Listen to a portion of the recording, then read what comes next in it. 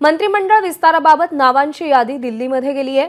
औपचारिकता म्हणून ही यादी पक्षश्रेष्ठींकडे पाठवली गेली आहे। मुख्यमंत्री देवेंद्र फडणवीसांनी एकत्रित यादी दिल्लीला पाठवल्याची माहिती सूत्रांनी दिली आहे। दुपारपर्यंत यादीवरती अंतिम शिक्कामोर्तब होऊन मंत्रिपदावरती वर्णी लागणाऱ्यांना संपर्क सुरू केला जाईल अशी माहिती मिळते।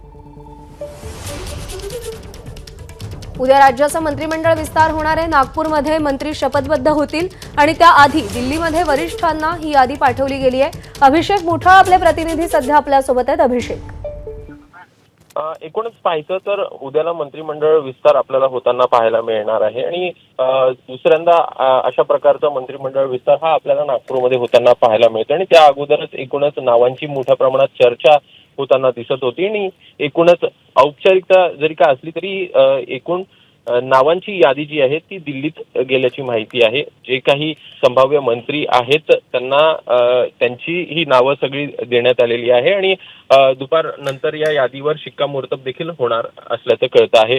मुख्यमंत्री देवेंद्र फडणवीसांनी तिन्ही पक्षातील ही संपूर्ण यादी दिल्लीला पाठवलेली आहे आणि दुपारनंतर जे संभाव्य मंत्री असतील त्यांना संपर्क सुरू होण्यास सुरुवात होईल। निश्चित अभिषेक, धन्यवाद दिलेल्या माहितीसाठी। तर तीनही पक्षाच्या मंत्र्यांची यादी देवेंद्र फडणवीसांनी दिल्लीला पाठवलेली आहे। औपचारिकता म्हणून ही यादी दिल्लीला पाठवली गेली आणि त्यानंतर त्यावर शिक्कामोर्तब झाल्यावर दुपारनंतर सगळ्या संभाव्य मंत्र्यांना फोन केले जातील। एबीपी माझा, उघडा डोळे बघा नीट।